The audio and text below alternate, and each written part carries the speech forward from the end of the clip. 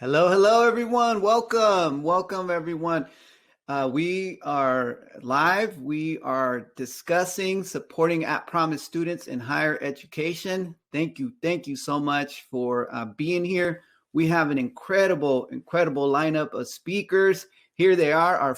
I will formally introduce them in a minute, but for now, I just want to say hello, Mario, Nicole, Venus. How are you doing today? All Doing right. great. See you. All right. Wonderful. Well, listen, we have a great conversation in store for you, so I won't delay much, and I'll just get the show on the road. I'll start with introducing formally each of our wonderful panelists. I'll start with Venus Jones. She earned her BA at the University of Akron in Ohio and her Master's of Fine Arts from Mills College in California. She's a performance poet and associate professor of English and communication who uses her background in radio, television, and the performing arts to promote equity and empowerment. She has touched the lives of thousands of students for over a decade and promotes art and activism. She's worked in service learning. She's provided public speaking, support to students, and support in equity and multiculturalism. She's published 4 spoken word albums and 3 books entitled She Rose, Lyrics for Langston and Kwanzaa, Living on Principle.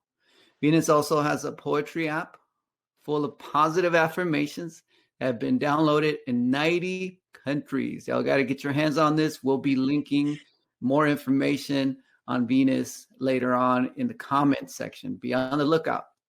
Her poetry has been featured in countless journals, and she's opened for deaf poetry on Broadway. Her one-woman show, Poetic Soldier, was dubbed Most Inspiring Solo Performance at the Los Angeles Women's Theater Festival. Her one-act play, Race and War, An Awkward Conversation, was featured at the Tampa Bay Theater Festival. She's been called Langston Hughes in the Form of a Black Girl by his family. She's worked with students at community college level to empower them to become their full potential selves. She currently resides in the Bay Area and loves hugs from her best friend and husband of 20 years. She loves daisies, sunflowers, polished rocks, and the color green. She can be found making funny faces while dancing to funk and soul music and laughs at herself often. Visit her at venusjones.com for more information that will be in the comment section. Nicole M Garcia, Dr. Nicole M Garcia, is an assistant professor of higher education and college student affairs in the Graduate School of Education at Rutgers University, New Brunswick. As a Chicana Puerto Rican, her research focuses on the intersections of race, feminisms of color, and communities of color in higher education. Specifically, Dr. Garcia, focuses on the differences and similarities between Latinx sub-ethnic groups, students, and families regarding their college readiness, retention, and completion. She has provided strategies for success through talks at Yale, University of Pennsylvania, UCLA, Santa Barbara City College, East LA College, and many others. He has worked as a college preparation consultant for 14 years, working with districts in LA, Philadelphia, Jersey City, and New York City. Dr. Garcia was named a 2020 Emerging Scholar under 40 for diverse issues in higher education, for making a significant impact in academia and beyond. She is well known for her blog, You Don't Look Like a Professor. You should check it out. She'll be talking a little bit about this phenomenon today, where she provides commentary on the value of a college degree for communities of color. Her first book, Studying Latinx, Latino Students in Higher Education, a critical analysis of concepts, theory, and methodologies, is scheduled to be published in May 2021 by Routledge.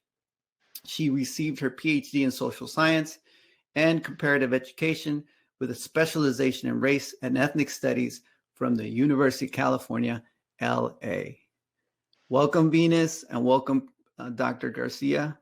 And now we have Dr. Mario Galicia Jr., who was the youngest of 3 born to Mexican immigrants. He was born in LA and raised in San Bernardino, California, where he graduated from San Bernardino High School in 2000.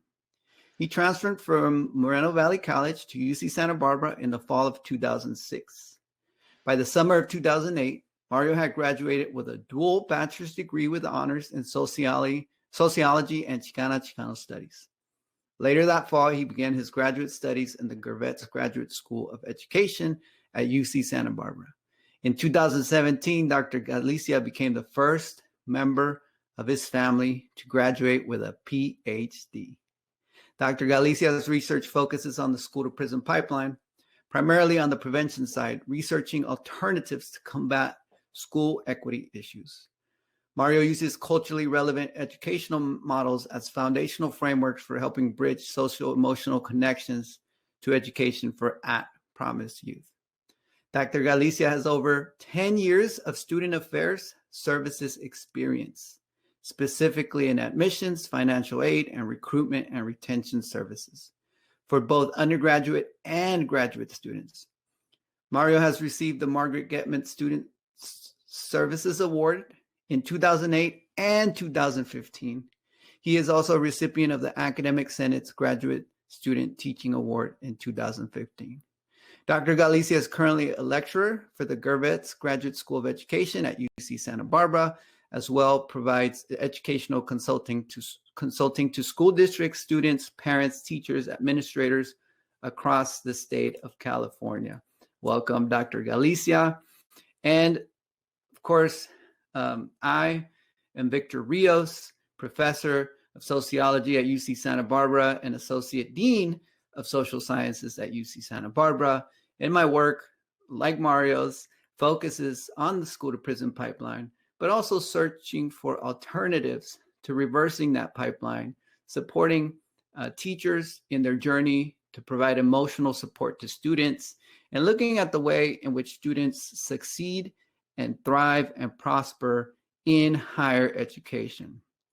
I received multiple awards as a teacher at the university level and as a mentor. And now I'm here today to just facilitate this wonderful panel to discuss those best practices and strategies that the research brings and the practice brings. As you can see, we put together a panel of solid researchers published in the top journals of their discipline. For example, I know that Dr. Nicole Garcia has recently published in the top journal in education and on higher education. And then we also bring folks that have real world experience as well. So it's a little bit of both, right? It's a little bit of that solid empirical research that shows what it takes to succeed in higher ed for our students. And at the same time, individuals that have been through a certain life journey that can speak to it from personal experience with data and also as practitioners. So we have a wonderful combination here. Without further ado, I'll open it up with the first question and we'll go in order here with Venus, then Dr. Garcia, then Dr. Galicia. And the question is this, for all of you, what was your journey like in higher education when you were going through it? And what were some of the microaggressions or macroaggressions that you experienced during your journey? And along the way, did you find any micro affirmations or micro liberations that allowed you to continue to thrive and prosper and overcome the adversities that one faces as a minoritized student in higher education? So we'll start with Venus Jones. Well, I was born to run. The first time I kicked in the womb, my race had begun, and I'm running a temperature that will leave a blazing trail beneath my feet. And even if the rivers in my eyes turn cold, I have a promise to keep because I was told to run. So I don't walk, I run, I don't crawl, I run. I've come too far from where I started from. It's time for me to run. That's just a sample of what I do as a performance poet. And when I think about the journey, I think about how I had so many coaches. But in the beginning, when I say in the beginning, I say in that poem, when I kicked in the womb, my race had begun, is because I believe that some of us, we come in, we don't always know what our purpose is, but there's a sense of urgency. Some people know me as a poet. They know me as an actress who's appeared in a Marvel movie and hundreds of commercials. Some people in Ohio know me as, that's Venus Miggity Mac from WZIP. But what they don't know about me is that I was born to a mother who had mental challenges.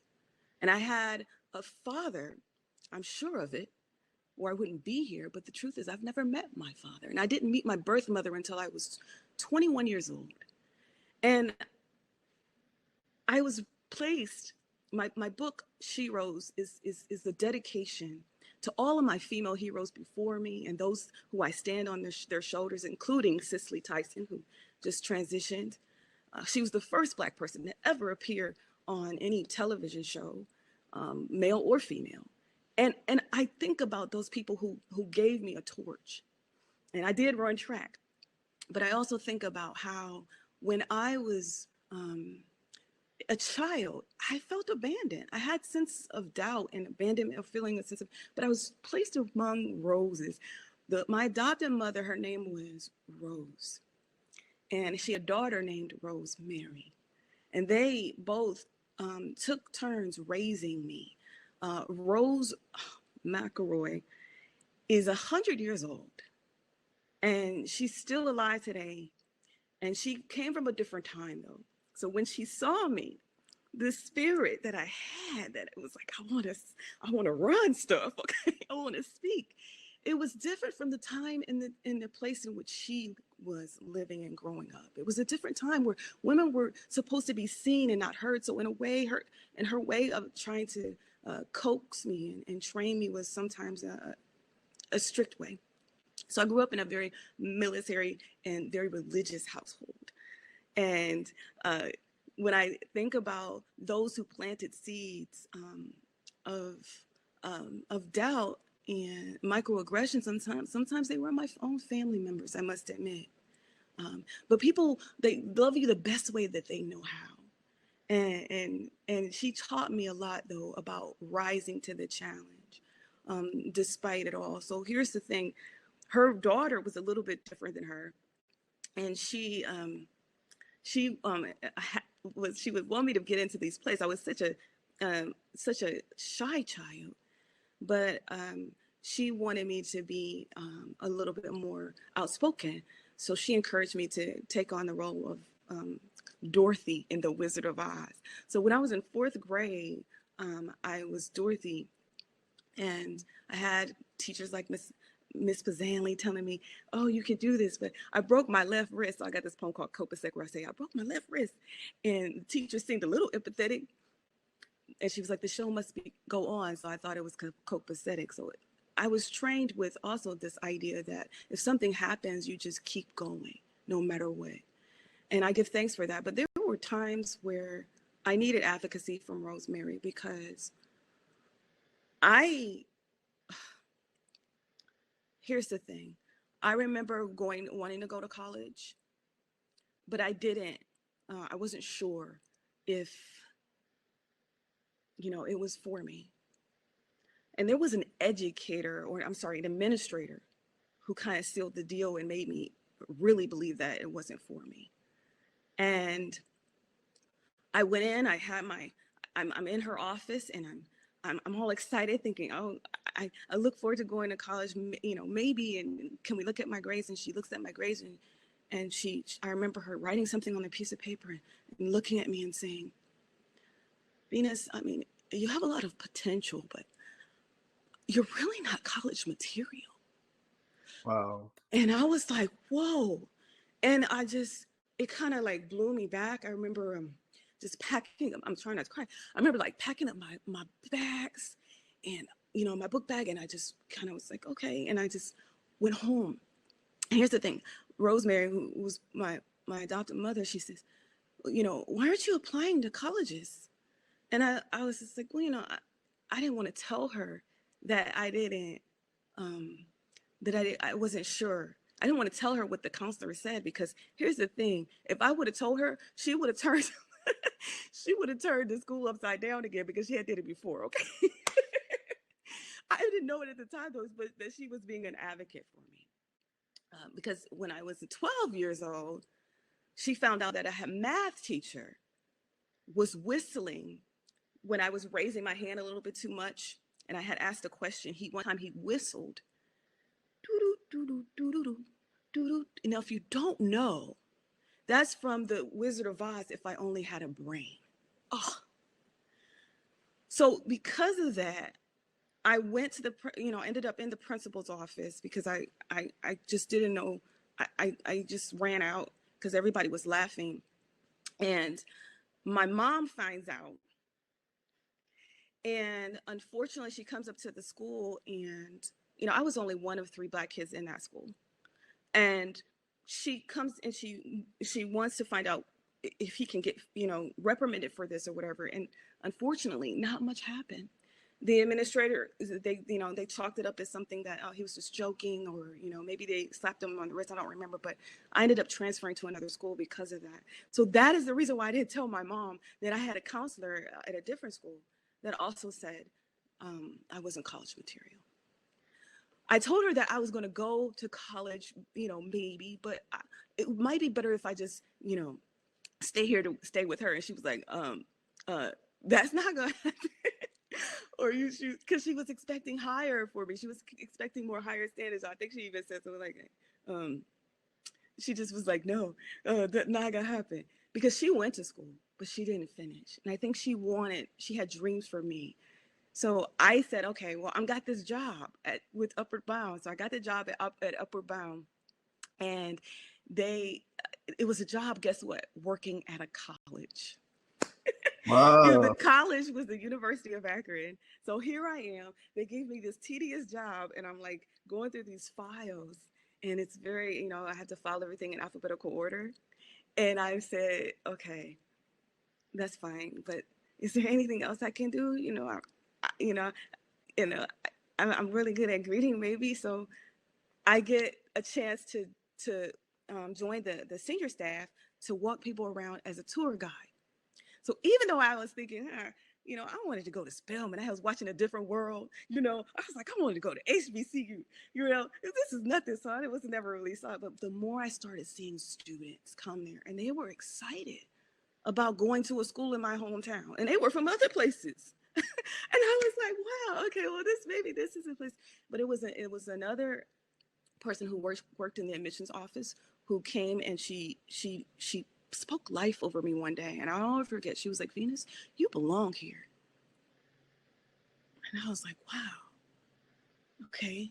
And it just shifted something in my mindset. And because she looked like me. Again, the reason why representation matters. It made me feel like that's true and it's possible. So I'm just here to tell you that you may not always feel like, you are meant for, college. But if it's something, don't let someone else make that decision for you. Make sure that you are making the decision, and that you are looking at, different people who can help you get there. So that's just a little bit about how I did it. Definitely had some microaggressions coming through the ranks, but I didn't let it stop me. And here's the thing, in my graduate school, I ended up finding another person kind of similar to the financial aid place, and I would go into her office and I would sit down, and sometimes we would just sit there, we close the door, and I would just say, I'm going through this. I don't know if it's because of race. I don't know if it's because of gender, but at least I had somebody I could talk to, and they made me feel like it's okay. We're going to make it. You're going to do it. And that really made a difference. So, and that's why I'm here with you today, and because people did speak life, and that's why I choose to want to be a better educator, because I did have someone who told me that there was stupid questions, and I did have someone who told me, that I was, not going to make it. But that's why I do my best to speak life through my poetry, as well as do my best to remind people of the importance of representation, because if it wasn't for those people who were there for me, I wouldn't be here to be able to talk to you today. Wow. Wow. And what a powerful quote. What a powerful journey and what a powerful quote. She spoke life over me one day. And as faculty, as administrators, as student affairs practitioners, imagine, what it would mean for a student to say, my mentor spoke life over me one day. Wow. Thank you so much, Venus. Thank you. All right, now we're going to turn it over to Dr. Garcia. Thank you, Venus. I think you beautifully demonstrated how family knowledge saves us, right? It's our saving grace when things like institutions try to destroy our spirits.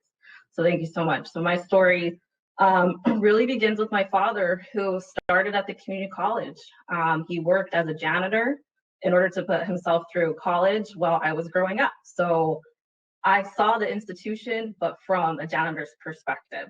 And so I would go in with him and he'd clean and I'd run around and he would take me into the library and say, "Kay, get lost in the words, get lost in these books." And I remember picking up these books, and I'm a very tiny person with a big personality, and dropping the book down and flipping it open and being like, "I have no idea what this says," but I want to know what it says, right? And so my dad, I would count as a scholar, activist, practitioner, right? He was always there to educate me on theory, but then bring it down to praxis. And so I have a story to share with you around a microaggression that turned into a microaffirmation. So my first year at the University of Utah, I grew up, born and raised in Utah, Chicana, Puerto Rican, we don't exist there. So seeing someone like me in a class visibly was probably shocking for my professor. And I signed up for this course. Many of us will talk about like institutional practices and impacts, and first year programs are supposed to help students of color succeed through that first year and persist, because we know once we persist through the first year, we're likely to go on and graduate. However, my first class, diversity, we were to write an assignment on the other. And I was very interested on this concept of the other. And basically the professor had framed it in the sense that the other are those people that are of color, that come from poverty, that are first gen students, everything that I represented, I was the other. So I wrote an essay on critiquing the American dream and how it was, created on meritocracy, or everyone has the same boots, but we don't. Some people don't have boots. Some people don't have straps, right? And so I remember getting my paper back. I'm like, I nailed it. I used the knowledge that my dad gave me. He gave me all this linguistic capital. I'm so smart, I can write. And I just saw a big F circled. And I just remember sinking in my chair, visibly crying, and I still want to cry today because it literally took the breath out of me. Because what I was told was I didn't understand the assignment and I didn't understand what the other was, even though my argument was trying to counter what this white individual was telling me my experience was. Fortunately enough, this is where the microaffirmation happens. My dad at the time was the director of multicultural student affairs.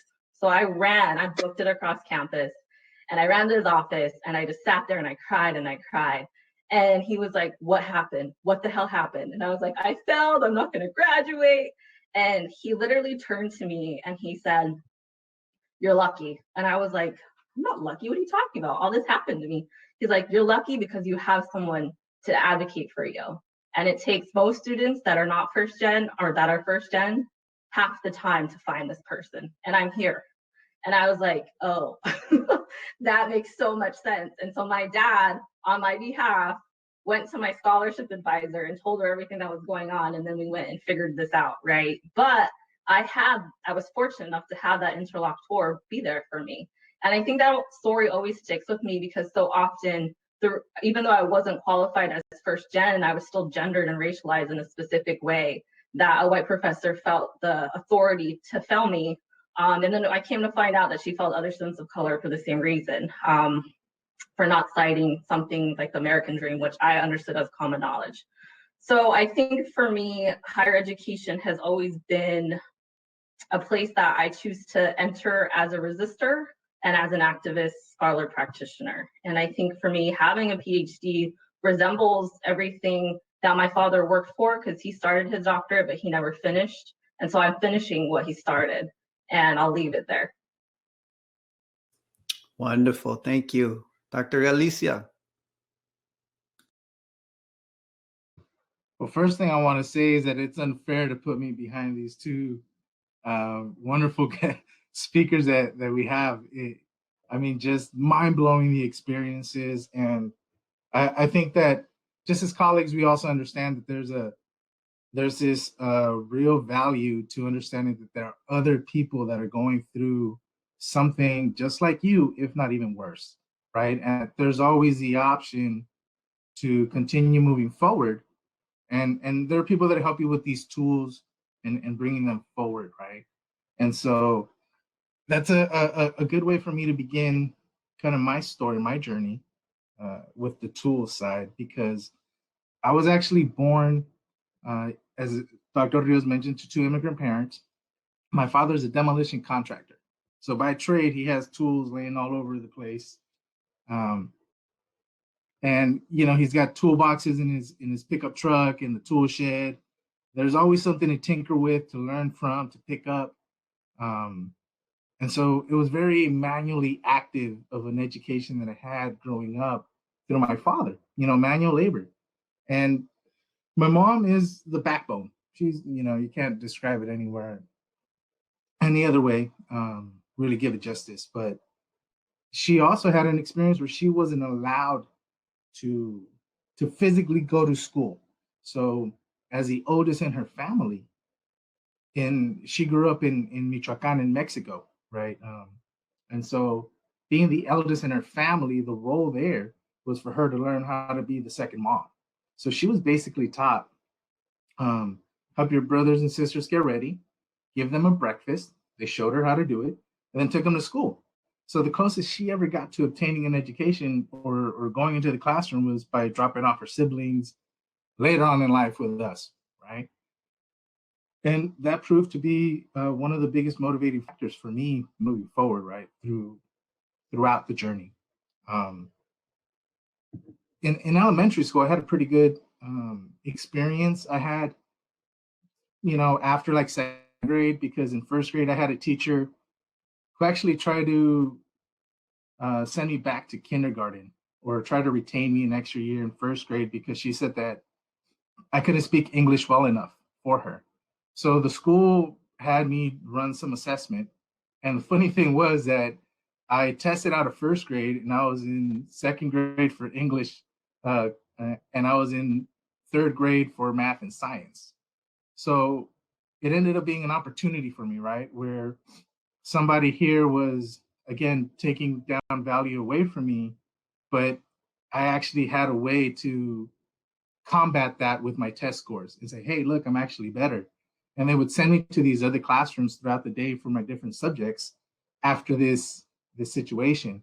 So that kind of instilled a little bit of confidence in me moving forward when I had my good teachers that were available, not just academically, but in an emotional sense, right? Because as a child going K through 12, there's a lot of emotional development. And oftentimes we want to ignore that side. And we'll hear people say, I'm just here to teach a subject, right? And really that minimizes the experience of the child, because just as a college educator, I understand that my students, if they're suffering from things on a personal level, it affects their academic achievement within my classroom. So I always invite my students to speak to me, to reach out to me, to let me know so that I can work with them.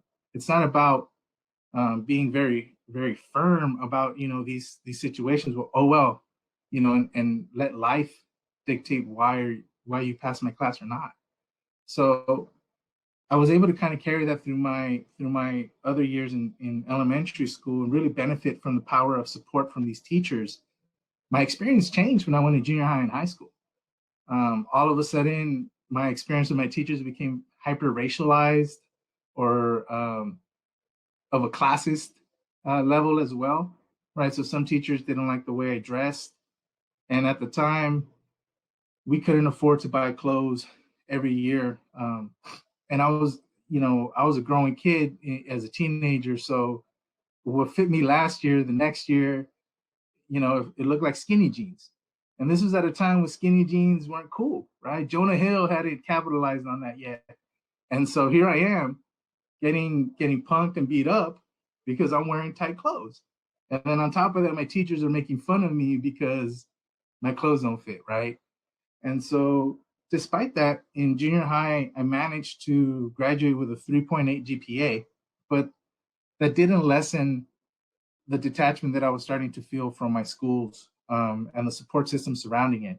And even at home to an extent, right? Because I would go home and my mother I'd ask her for some advice, and she'd say, you know what? I don't speak English. And if I go to school, I can't really help you out with this situation because I never went to school myself either. So I really don't know how to handle it. Ask your dad. I'd ask my dad, and my dad's old school. He'd tell me, find a way to figure it out. If a teacher's on you, it's for a reason. Stop doing whatever they're saying to do. And not quite grasping the fact that sometimes I was just walking into the classroom and the teacher was upset and had a pass ready for me and saying, Galicia, I don't want you here today. I don't have patience for you, even before class started, right? So it was just a challenge. I had to fight through that, as well as street life experiences, right? Where there's definitely a gang element that existed within our junior highs and high schools that wasn't really prevalent in the lower grades. So that's the politics I had to navigate as well.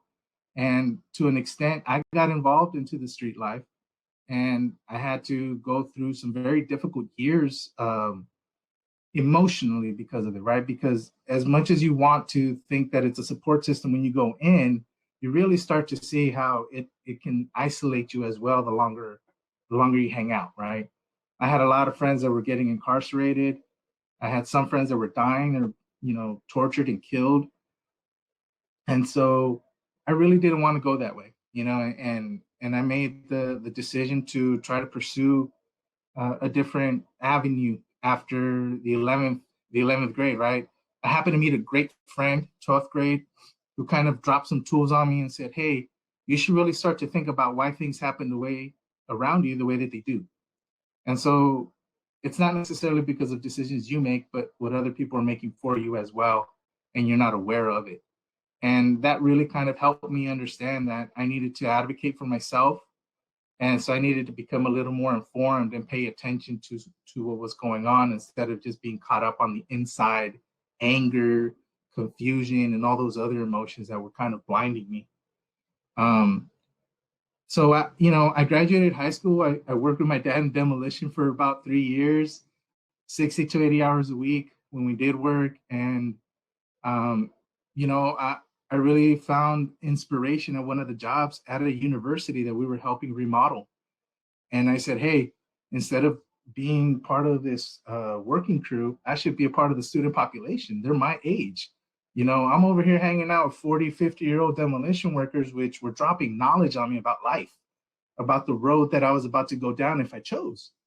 But they were also kind of steering me towards, hey, look where you're at, Julio. Go to college, sign up. What's the worst that can happen?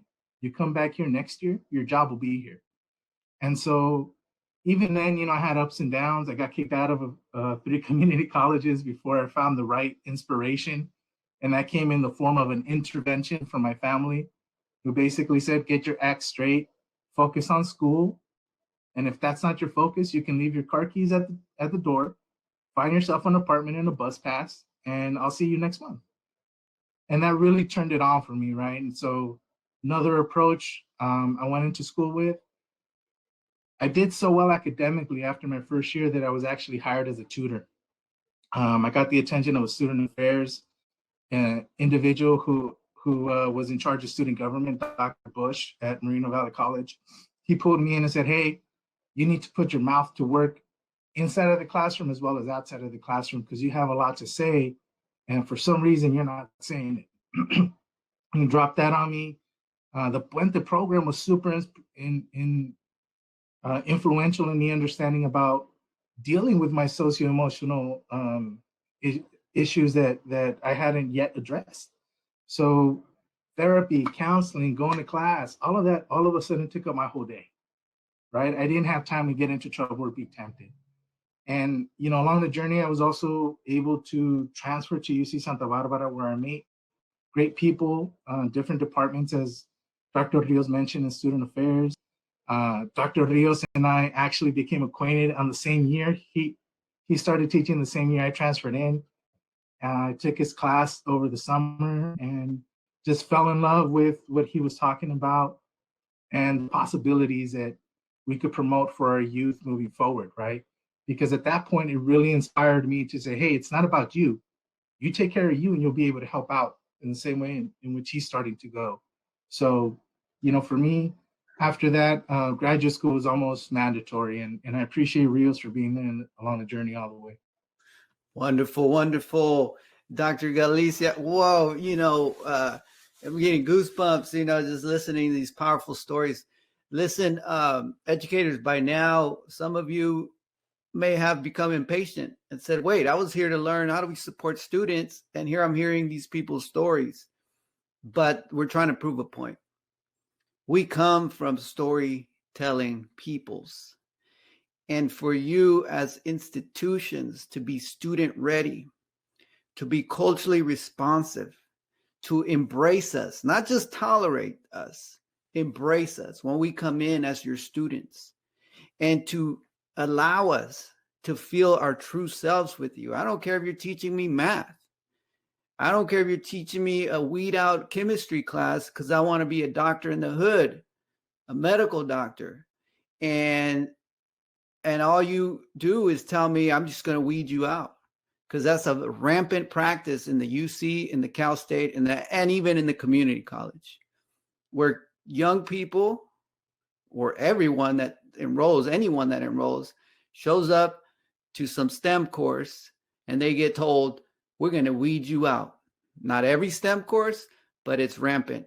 We know this because we do research with these kinds of students, and they tell us every day. I could name 10 of them right now that I know that came to major in sociology because they were, and they'll say it, weeded out. They get told, you're going to be weeded out. To call our already marginalized students weeds is to make them feel like they don't belong. So we have to work on changing the culture in our institutions of higher learning where students feel embraced, not just tolerated. Oh, you're first gen, or we're Hispanic serving. Oh yeah, we got a program for students of color or students of low income. We tolerate you. No, we don't want to just be tolerated. We want to feel embraced. And to feel embraced is for you to listen to our stories, for you to understand these students, for the familial cultures they come from, right? A familial culture is, if I make it, my whole family makes it. My whole community makes it. I'm in college, the stakes are bigger. I'm in college so that my hood ends up with a medical doctor. I'm not in college so I can get rich to become a medical doctor and get rich, right? Those are two different things. And so we still teach on an individualism, meritocratic model, and we need to be teaching on a familial culture model for those places that have students from first gen populations. My own experience, when I got to college, I barely graduated high school. I dropped out. I was in and out of juvie. I get to the university with 3 different programs. It was Summer Bridge, it was Upward Bound, and it was some other Sally Casanova program. All these programs brought me in with low GPA to support me. I mean, it was a shock that they admitted me.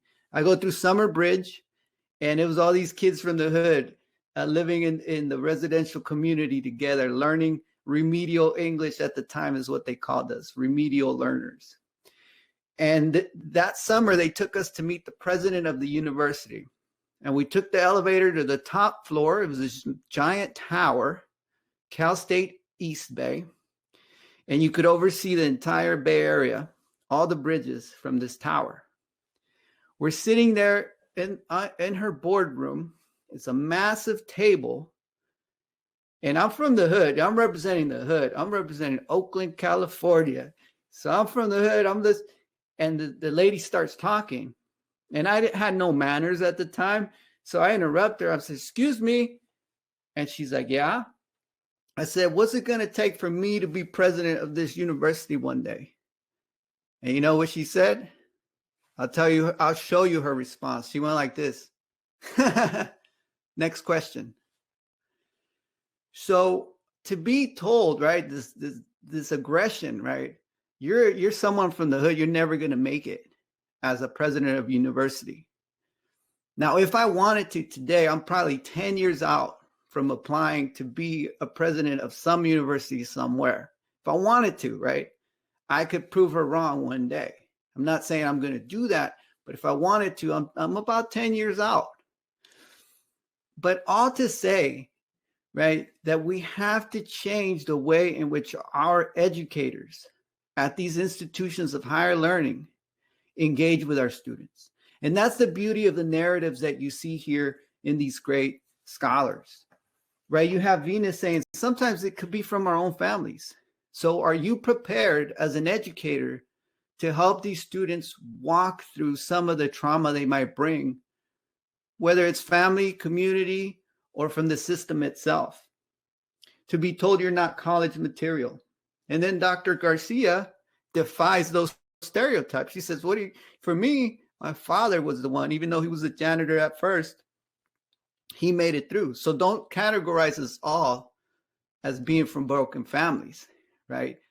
We might be hurt, but we're not broken, right? And so to relegate a deficit perspective on our students is definitely not the way to go. An asset-based perspective is needed in working with our student populations. Notice I didn't say dealing with our student population. I said working with them, not dealing with them, right? And then for Dr. Galicia, showing up as someone that was rendered a thug in community college and then learning to get through because of his mentors, sending him to the university system. All right. So now that you've heard our stories, and in our stories, as the Native American author Leslie Monsilco will say, a word of caution, our stories are not just for entertainment. A word of caution, our stories are not just for entertainment. Those of you who've been listening to us already got some knowledge from us, evidence-based knowledge, research knowledge from the stories we've told you. We just like to disguise it up. The science, it's in there. You just got to look for it, right? Oh, these are just anecdotes. No, it's science. It's science because those of us on here have gotten our MAs and our PhDs and published in some of the top places. And at the same time, that's not what defines us. We care about that to, collect a paycheck. But at the end of the day, what we care about is to make sure that we're making an impact in the lives of people that have been left behind. So with that said, now we're going to go into a very practical strategies format. So I'm going to pass the question around and now ask you, panelists, what are maybe 2 or 3 very practical strategies that you use with either in your classroom to make students feel supported and affirmed and embraced and to be culturally responsive, or in your roles as student success professionals in the past, mentoring, guiding students? What have been your practical strategies that you've learned about, that you've conducted research on, or that you've engaged to make our students feel supported and embraced? Venus?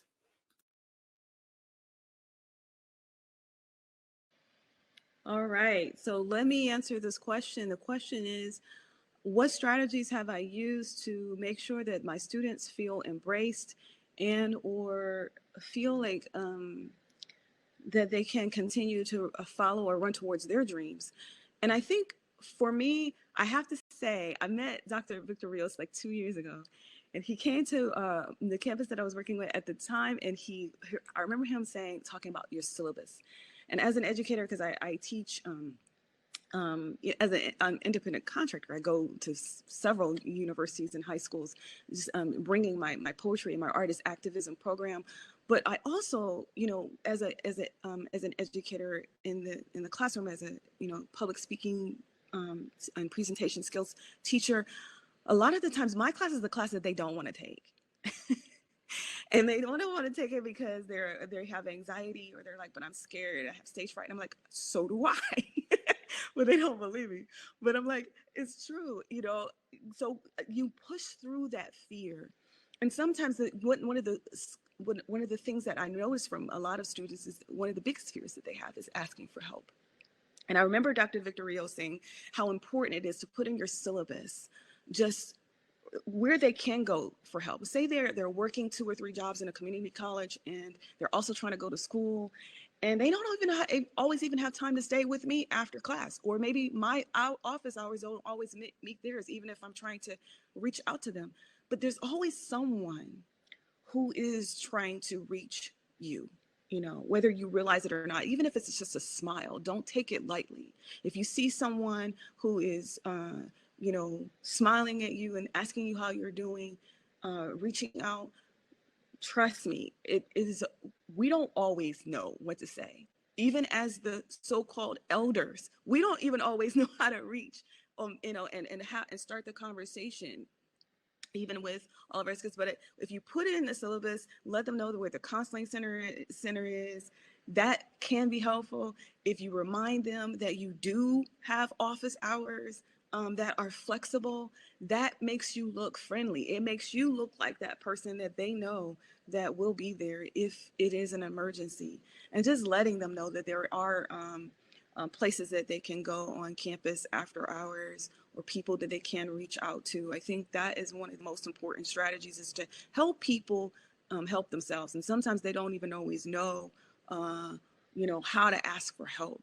And if you can just, I don't know about you, but I have been there. I mean, there's sometimes I don't even know what quality question to ask. And I was looking at some research, and it was from the Journal of Clinical Psychiatry, and it said that it takes most people, and the average person, believe it or not, until the age of 60 to figure out what their purpose is.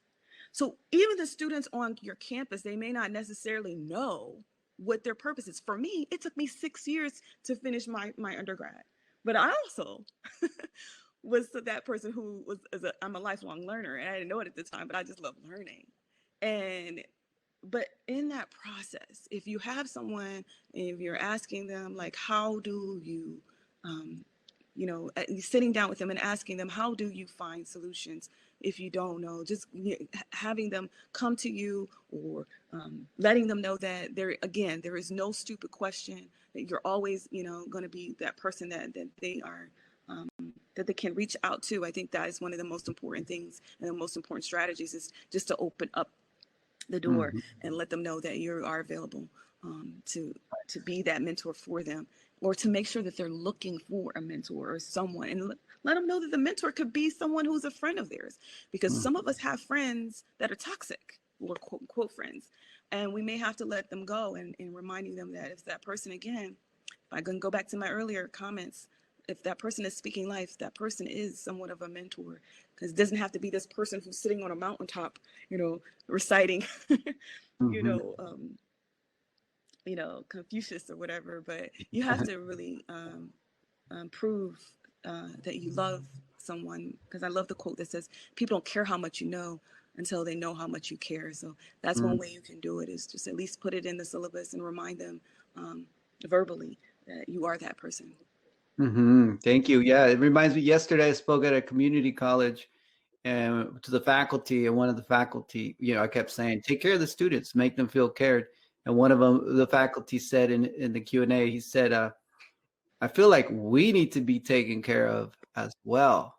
And so administrators out there, the next question is going to be on what policies should be implemented. And we'll get to that in a minute, but start to reflect. You got to practice what you preach. You want your faculty and staff, to practice being emotionally supportive to students.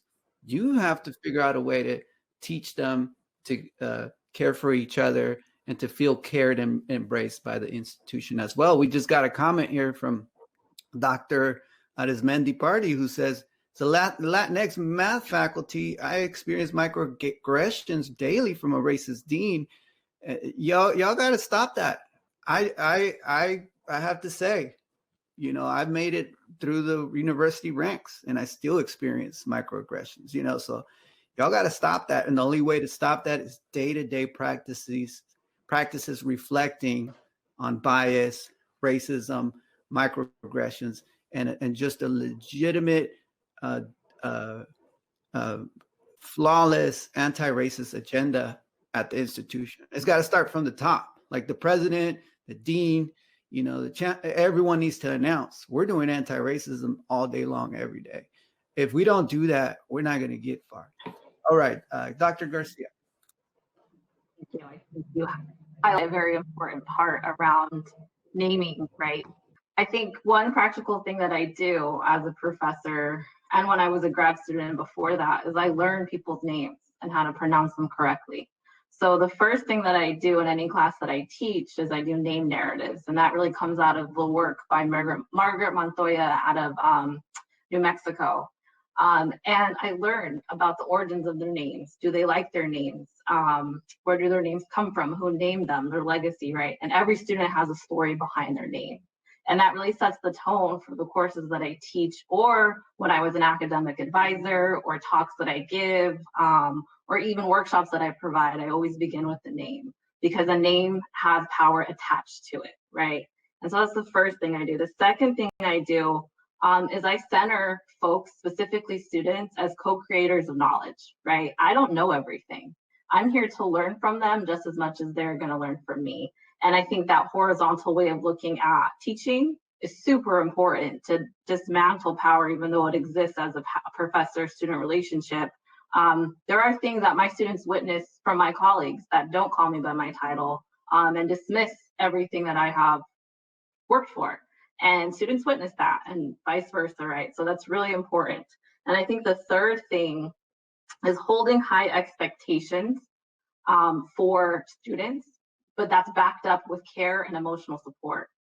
Now, as a woman of color, that often can look very different for me because I'm supposed to do that as stereotypes, but my students know that I just do not, I'm very brash. Like, I come with it. I'm like, all right, my ethic of care is gonna be blunt, and this is how it is. Now, since moving to the East Coast, that's not as bad. When I lived in the West Coast, y'all kind of were sensitive. But it's appreciative, right? It's an ethic of care that they know. Because I'll be talking and I'm like, now what did you say? How do you know that? But I think it's also putting the confidence. So when they become, I teach in student affairs, many of you are practitioners, right? I always call my students scholar practitioners. You're engaging, you're in everyday practice. You're gonna teach me what I don't know and vice versa. And you gotta be confident in what you say. So those are my 3 takeaways from everyday practice, but we definitely could talk more about other ways. Gracias. I was going to jump in if it's okay, Dr. Rios. Just to add to that, I think that 2 things that just came up in both of your examples are a part of getting to know your audience, right? Which is key in like public speaking. Know who your students are. Know the community that you're serving, right? Because otherwise you can plan anything that you want to set up, and unless it's fit to your student demographic, you know, it's just going to be money down the drain. I remember that the good student services departments or classes that actually had student engagement often started with something similar to what Dr. Garcia mentioned, right? With an introduction type of a lecture, right? I like to do something like, what's your favorite music? Where's your hometown? Try to get a geographical sense of who's in the classroom as well. Being at UC Santa Barbara or a lot of colleges and universities, you can have people from beyond your local community attend, right? And so it's good to understand who's there, because later on, as Dr. Garcia mentioned, you know, you have a dialogue with your classroom and you can kind of understand a little more where they're coming from if they're able to allow themselves the opportunity to insert that personal side at the beginning, right? And so then it builds for great conversation and retainment from the students as well, because now it's something that they understand that okay, this makes sense to my daily life, or to my long-term future plans, right? And to add to that, in those conversations with your students, don't be afraid to learn something new, right? Because oftentimes we fall behind our titles, we fall behind our own experiences, and we'll say we know what's best for them, right? And we have to be honest with ourselves and understand that that's not always right, right? And we do need to have open dialogue and discussion with those that we're going to be providing or setting up classes or services for, right? It's their class, it's their event. We don't have jobs without them, right? We don't have our titles, we don't have none of that makes sense. And so for me, I always like having those conversations with my students, the back and forth dialogues, like someone trying to be slick and slide something in that's opinion and not really validated through research or science, and then just taking a chance to say, hey, this is a research university, right? We're not going to have those types of conversations. That occurs in a different area, as a different platform. And I think that really helps us, because then you're able to learn something new, deal with a new level of communication, maybe even a platform or program or software, right? You never know. As technology advances, right, getting to know our students and what works for them is also useful. Yeah, thank you, Dr. Galicia. I just have to send a shout out right now to community college faculty and staff, because y'all really are doing the work of getting that first generation population through the pipeline. Mario Galicia is a product of the community college. Many of my students that come from communities of struggle are from the community college. So shout out to you for that hard work that you do. Some of you are asking if we do webinars for students, and the answer is yes. If you go to the Scholar System website, you'll see the link pop up here. We absolutely already have one there that you could show to students for inspiration from individuals that went through the struggle and made it through. There's also some for K-12 teachers, and of course, this one is for higher education educators. But all to say is that we're definitely having a great conversation here about supporting at-promise students in higher education. The reason we refer to them as at-promise is because we're so tired of hearing the deficit perspective of students, at-risk students, students from poverty, any negative label that you're placing on student populations. You got to get rid of it, because it's, the first step is changing the discourse. The first step in really promoting promise in our students is to change the discourse in how they're talked about. And I'm just going to say it because it's a fact. In the 50 plus community colleges I've visited and many universities, some of the places where we get the most deficit language is coming from the faculty in the classroom, telling students, plus students reporting to us as well, that they're being told that they're not going to make it, that they're not material for the majors they're enrolling in, being weeded out, being called weeds. So we have to change that. That has to change. And the way we change it is by making sure that administrators are on board with holding faculty accountable, that faculty senates hold each other accountable, that faculty unions hold faculty accountable for, I'm just going to say it, racist practices. They're out there. Every institution I go to, there's a story about a handful of faculty that are getting away with not microaggressions, with macroaggressions. We have to hold faculty accountable. And then those that are doing the good work, we have to promote their work. We have to incentivize the system that where faculty and staff that are supporting our students are being incentivized. They're being rewarded. They're being recognized, right? And administrators have to do this. So I know we are short on time, so I'm going to popcorn it around ideas about policy. How can administrators, what can they do? How can they support students? What policies can they implement? And then after that, we'll open it up to a couple questions. Anyone is welcome to respond. I just want to say that I do realize that faculty sometimes feel like they're on the back burner. You know, but it is important, you know, before we connect with others, to the last point, but to bridge to this point, is that we do connect with ourselves. And I think I have a program that I did. I was part of a facilitation program, giving shout out to 3CSN, which is an organization that helps a lot of different community colleges come together and leaders to come together to practice professional learning. And I feel like one of the policies is to reward those people on campus who are working on becoming better educators. Now, we know there's some people who are like, I've been here for 30 years. If it's not broke, don't fix it. But that kind of that kind of mindset is not the growth mindset, as they like to call. I do think it is very important to have not just a growth mindset for our students, but a growth mindset for our faculty, but also make sure that the faculty and the administrators have time to do it. And I feel like what happens is sometimes we don't have, you know,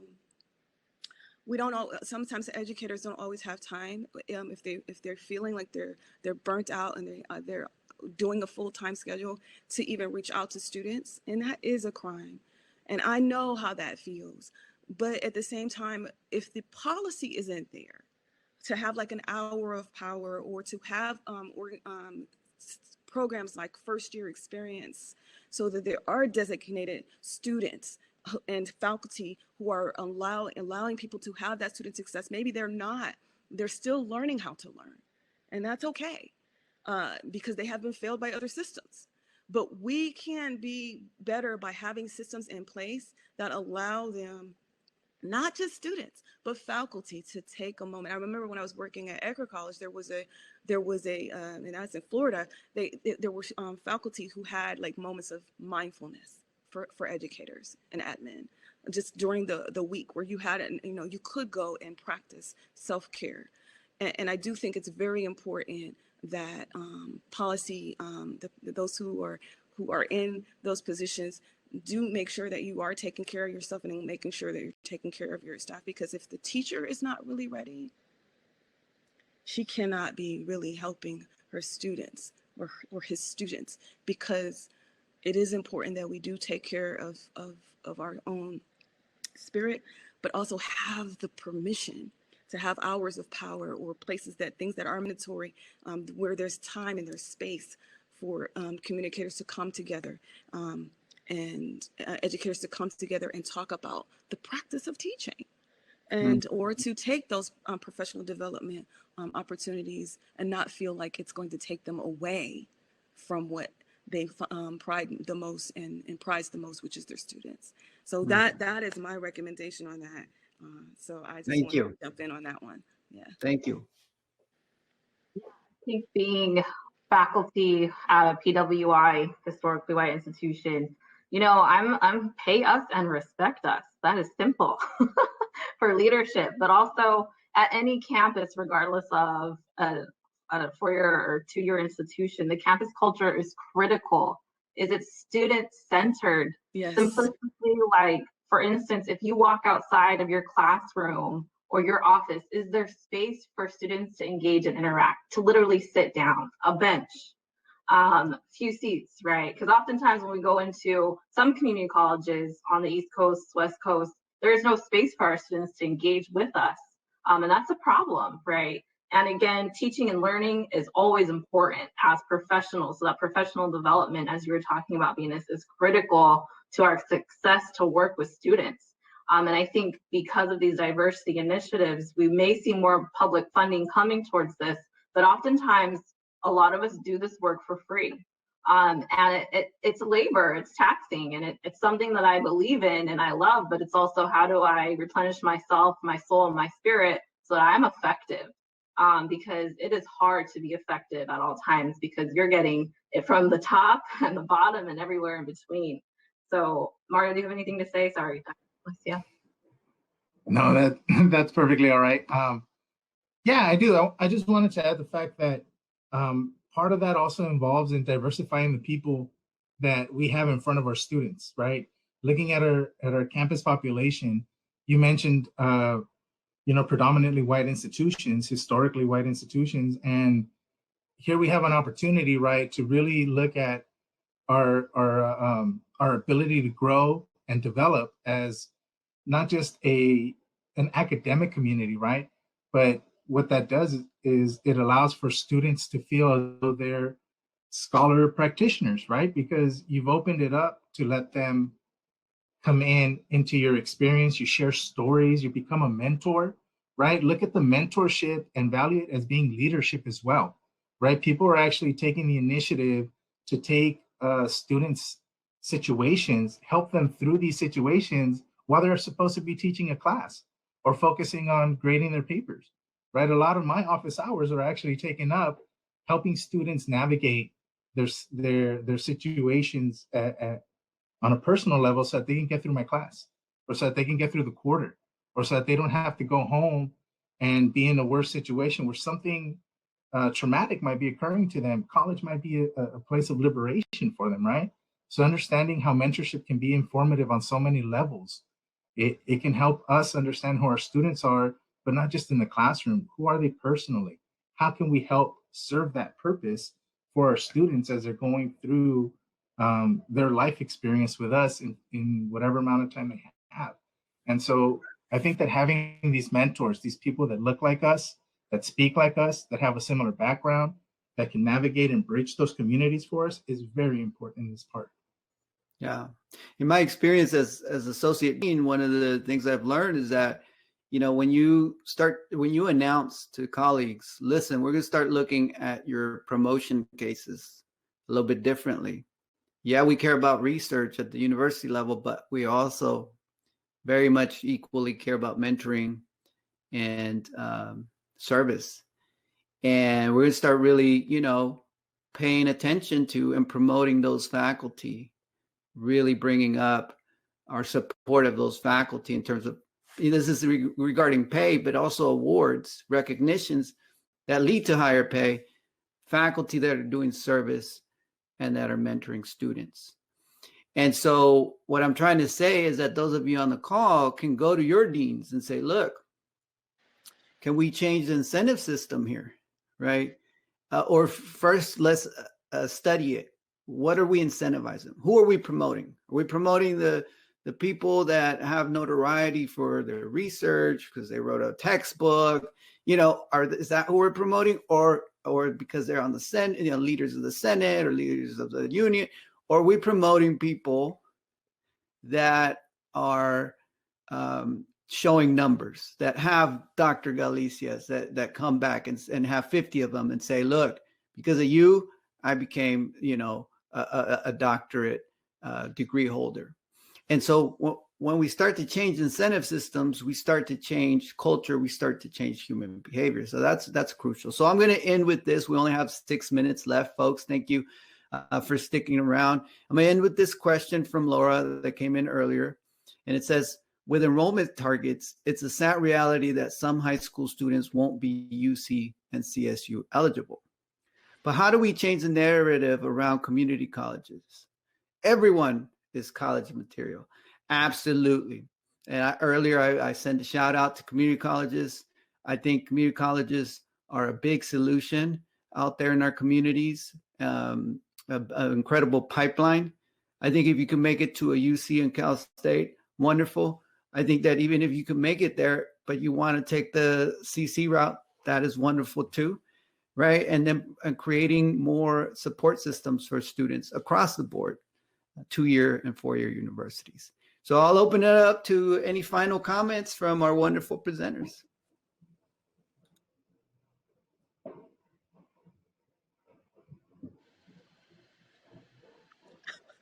Let's not all speak at once. Okay. I think we're just used to a certain process, a certain order. I think to answer the question, it's never too early to talk about college, right? And I think that it's a task, the college readiness process to get kids ready. There's lots of factors that happen. But I think to advertise, especially in California, that community college is not a bad place to end up. Either is community college, either is Cal States, right? There's this hierarchy of the UCs, the Cal States, the community colleges. But college is college. And so you're going there to get educated so that you get this degree. And we know that for communities of color, degrees mean more than just a degree, right? The occupational, it means a tremendous story that we've had lived for our ancestors and further. So I think it's that reminder. And I'll open it up, but it's notion we have to repackage the discourse around institutional type and how they serve. Yeah. I definitely agree with that, and what Dr. Rios mentioned earlier, because when I originally started my path at the community college, I wanted to be an auto mechanic. They had a great auto mechanic program where you can get hooked up with a job straight out, make 15, 20 bucks an hour at least, and you're set for life, right? That's just to start. And then because of things that happened in my community, I wanted to go into administration of justice and thought I'd be a good cop. And then I had former cops tell me, hey, your passion and your attitude, you should go into social science, right? And having people that can help you understand and navigate through their experiences, but giving you solid information for you to make a choice is important, right? Giving them the space. And community college can offer you certificates, it can offer you an AA, and today can even offer you bachelor degrees. So the structure of it has changed so much that there's something for everyone. Whether you're welding and working on lowriders, you can get a certificate in upward mobility, right? And just like that, I think that we need to approach our students and let them know that they have real life opportunity with the certificate, and the certificate could be the beginning of another road for them, but it's about getting them there first. Yes, I believe that everything that you all have said is I just want to just echo it and just know that if you are an administrator, an educator, or a student watching this, that you know, we all have a part to play, and it's just really asking the question, you know, how can I make my campus better, and how can I be of more service, but also make sure that I'm taking care of myself. And I think you know, the policy, going back to that policy question, I feel like with my story, I feel like I came in, you know, I've worked at many different colleges, but there was one person who I want to give a shout out to, is Sarah Sullivan. She reached out to me and knew that representation was an issue on her campus. And I want her to have a system that's in place where people like her are rewarded, like Dr. Victor Rios was saying, for their advocacy, for their allyship, and an authentic allyship, knowing the difference. And there's performative allyship that I've seen some people doing on campus versus authentic allyship, and just studying that. And what does it mean? Sometimes it does mean that you have to be courage.